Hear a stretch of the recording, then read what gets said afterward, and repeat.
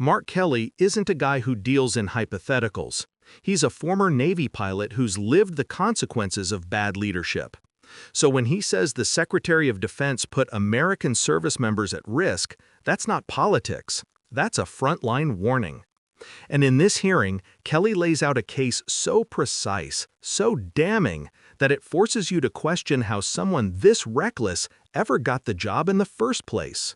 And I just want to be clear, was there a finding that he violated any regulation or law?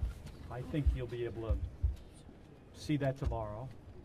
In the report they talk about DOD rules.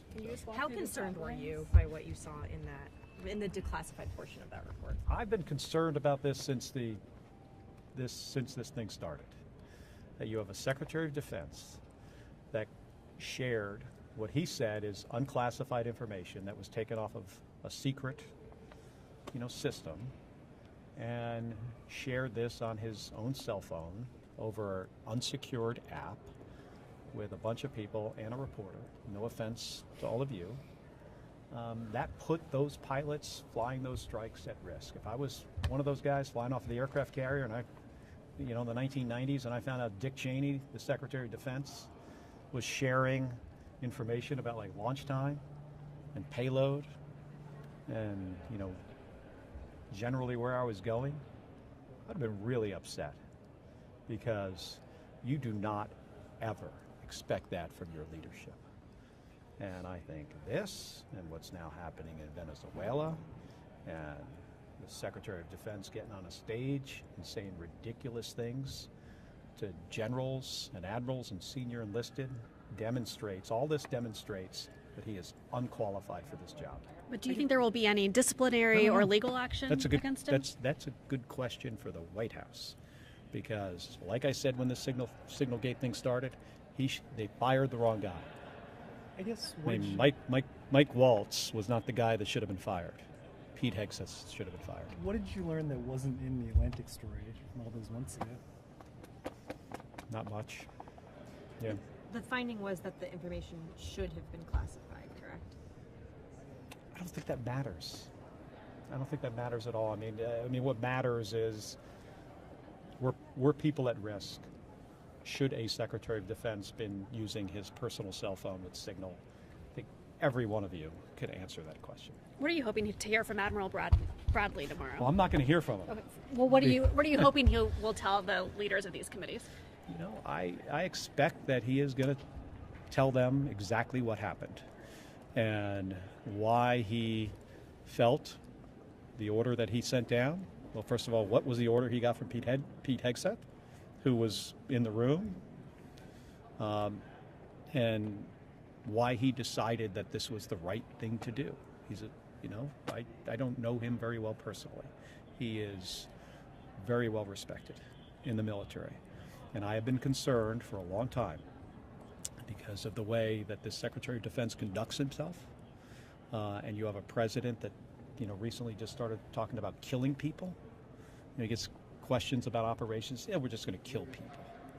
That creates an environment where it affects people's decision making. And then bad stuff happens. Thank you. Thank you. Senator Mark Kelly's takedown of Pete Hegseth isn't just a heated exchange, it's a moment that exposes something far more dangerous happening inside America's national security leadership.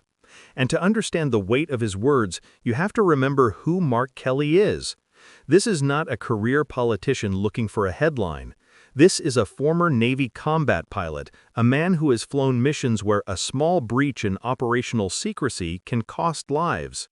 When someone like that speaks about risk, he's not speaking theoretically. He's speaking from experience, carved into him by survival. So when Kelly says that Hegseth's actions put U.S. military pilots in danger, that is not exaggeration. That is a veteran telling you the difference between a secure mission and a fatal one. And that's why his tone is so stark. He compares the situation to how he would have reacted if, in the 1990s, he discovered the Secretary of Defense was leaking specifics about launch times, targeting, and payload information. He says flat out, "I'd have been really upset." But what he really means is, my life would have been on the line because of someone else's carelessness. And this is the key point so many viewers may overlook. This scandal is not fundamentally about classification labels or bureaucratic rules or political factions. It's about the most basic trust that the military must have in civilian leadership. When you deploy troops, when you send pilots into hostile regions, when you authorize operations, the chain of command relies on discipline, clarity, and absolute respect for secure information. If the top of that chain behaves recklessly, the entire structure becomes unstable.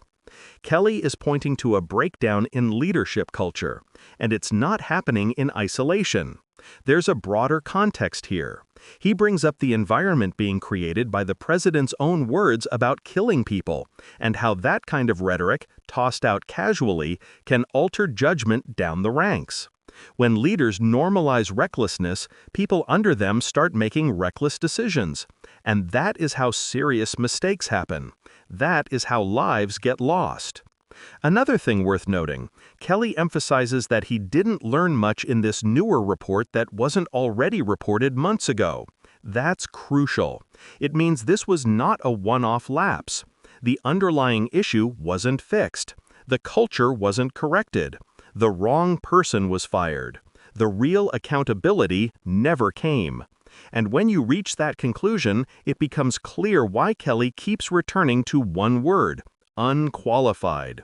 Because at this level of national security responsibility, qualification is not just about knowing the job, it's about respecting the gravity of the consequences.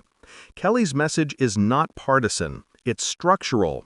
He's sounding an alarm about what happens when the people entrusted with safeguarding the country treat the job like a political microphone instead of a life-or-death responsibility. And that's why this moment matters, not just as a hearing clip, but as a window into deeper systemic issues within the administration. If you're watching this and you care about how the U.S. military operates, how national security is protected, and how leadership failures ripple outward into real-world danger, this is exactly why oversight hearings exist. They're not theater. They're the only way to stop the normalization of irresponsibility at the highest levels. If you want more commentary that cuts through the noise and breaks down what these moments really mean beneath the surface, make sure you subscribe to Left Lens. And drop your thoughts below. Do you think Kelly is right? Should Hegseth be held accountable? And what does leadership even mean if the people at the top refuse to live by the standards they demand from everyone else?